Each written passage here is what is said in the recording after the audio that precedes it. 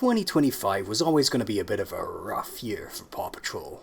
Though the precedent hasn't exactly been set over a long period of time, there being only 2 years between movie 1 and movie 2 seemed to set a pattern. So when it was announced that there would be 3 years until movie 3, the Dino movie, it was clear 2025 would feel like a bit of a limbo year for the franchise. Whether you love them or hate them, movie releases are tentpoles in this franchise now, and dominate its media perception and prominence. So I'll be very surprised if they let Brunker and Barlin have 3 years again before the next one, which, yes, I do expect to be greenlit before the Dino movie roars into the theaters. Paw Patrol could also in 2025 no longer claim to be the undisputed top dog in the preschool space either, with new and much smarter competition having truly cemented itself as the parents' favorite, if not necessarily the kids. But despite all that, we started 2025 with a degree of optimism. The holiday fireplace animation had just come out at the tail end of 2024, and as our first glimpse of the elevated quality of the specials, it impressed and made it seem like better things might just be on the horizon.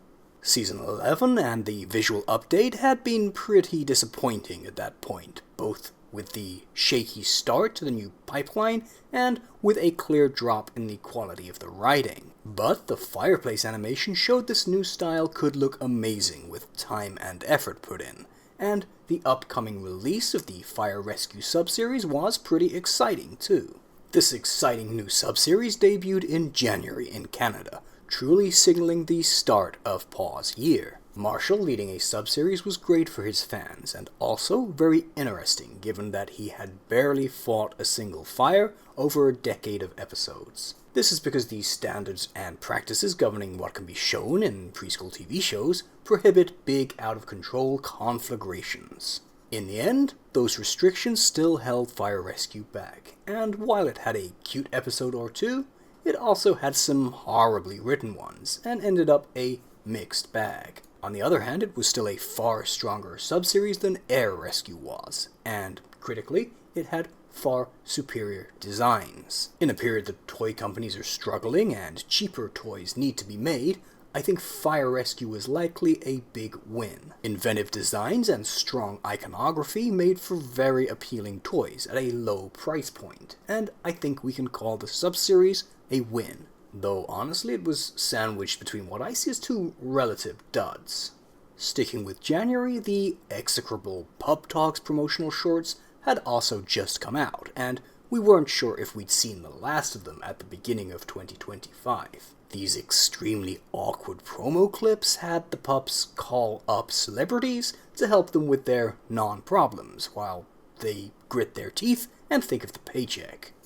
I just sometimes feel like my message isn't getting out there, These scripts were horribly obsequious attempts to pretend fawning praise is actually some sort of problem to be overcome.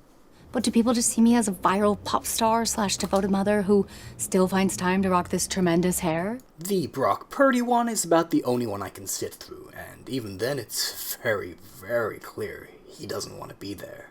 Yes, that. Then let's do the thing. Ow? Louder!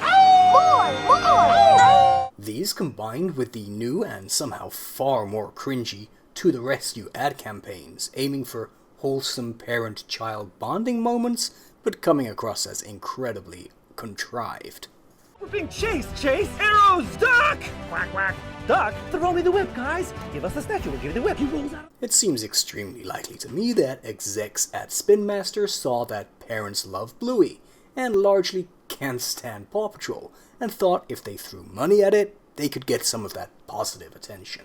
Totally missing that Bluey works because it's a heartfelt passion project built from the ground up to connect with parents, and proselytize for Rudolf Steiner schooling, but that's a story for another day. Anyway, so far there's really no indication that courting parents has had any positive impact. On the other hand, To the Rescue was more than just the marketing campaign trying to convince parents that Paw Patrol is a positive presence in their lives. There's also a new YouTube Shorts series from Moonbug, following up on the success of Rocky's Garage and Sky's Music Party. I liked both of those, especially Rocky's Garage, so I was very keen for this and quite excited when it debuted in March. Ultimately though, as the episodes trickled out over the course of the year, finally just about finishing up in January 2026, the show turned out not to have the charm of Rocky's Garage. It turned out that the inner monologue style covered a lot of the flaws, and trying to have dialogue in To the Rescue made it quite uncanny. I've gotta stop those dragons and their fiery hiccups. This pup's gotta fly. But that too is for a full video. At least Zuma got to make it though. Season 11 ended in May, and Season 12 started a few weeks later in July, with changes in numbering meaning that seasons from then on would only be 13 episodes long. Practically, this makes no significant difference. It's just a change in how they choose to number things, potentially making the show sound more popular sooner, but in production terms it really makes no difference. Season 12 didn't show any marked improvements, with the writing standards staying consistent, and Search and Rescue, despite some good episodes, struggling to find its identity, and in my view, having a pretty substandard toy range. On the other hand, very soon afterwards, first appearing at the end of August was the biggest win of the year for PAW. The first special or TV movie since the visual update, Valiente, a tracker story. With notably better writing, direction, visual quality, and music, it was a breath of fresh air for a struggling franchise. It wasn't perfect, and its villain couldn't quite carry the story and make it cohere as much as it could have done, but it showed that some high-quality output was still possible. October brought some strong Halloween episodes with great music, though the pups' costumes could have been a little more inventive. And a little bizarrely, before Halloween even arrived, the next special was in movie theaters in selected regions. A PAW Patrol Christmas had a paper-thin plot, and poor Rubble being made to be incredibly annoying, but it looked great, had some lovely songs, and very cute outfits, which we'd seen back in the fireplace animation. I feel pretty sure that A Paw Patrol Christmas was originally intended for a 2024 release, but got delayed. Perhaps because it was too similar to a Junior Patroller's Christmas. Having a theatrical run helped keep PAW in the public consciousness, and in investor events it's been made clear the theatrical run wasn't intended to generate profit, just to be good publicity, which I believe it broadly was. I kinda wish Valiente had more of the push that A Paw Patrol Christmas got, since I see it as a greatly superior product, but I also see that for indifferent parents, a Christmas special is far more immediately comprehensible. A new game from Outright also launched on Halloween, Rescue Wheels Championship. Really a bit too late to capitalize on kids' enthusiasm for Rescue Wheels. I'm sure it made it into a fair few stockings around the world though, even if it's not going to win any Game of the Year awards. Then the Skies Road Trip episodes shook up the formula a little too much perhaps, but also quite surprisingly got some higher quality toys to tie in with it. I don't know how well they sold, but I hope pretty well.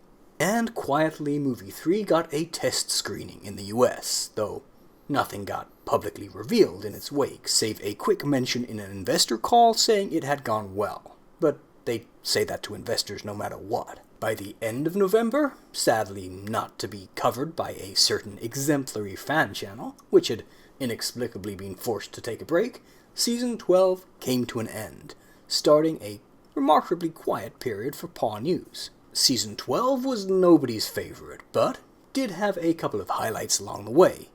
PAW Patrol is still capable of good episodes now and then, from capable writers, and that is perhaps a microcosm for the year as a whole. There were definite wins for PAW. A strong toy line in Fire Rescue, a handful of very good episodes, and a refreshingly solid special in Valiente. But those are standouts in a trend that's going down far faster. There are good episodes, but they seem increasingly few and far between. There are moments where they make the effort and it shows, but far more often they're clearly phoning it in with nothing to prove. Despite everything though, despite actually saying the opposite myself when I was upset at Spin Master, I remain optimistic for 2026. I think the Dino movie can be fantastic, and it's got two of my very favorite pups in the lead. and I've been invested since I figured that out based on disguised names in an audition script. I really expected the tie-in sub-series to be in Season 14, but it's gonna be in Season 13, and I think Rex can really elevate a sub-series. It's a little less than last year, a little less each season, but I do still feel like PAW can turn things around, be good again, take on fan feedback, and get writers who care about the show instead of the breadth of their resume. I think you can do it, PAW, even if you keep flailing around and making the world think you can't, even with Season 13's first episode sounding as dismal as ever. I think you can. Show me I'm right.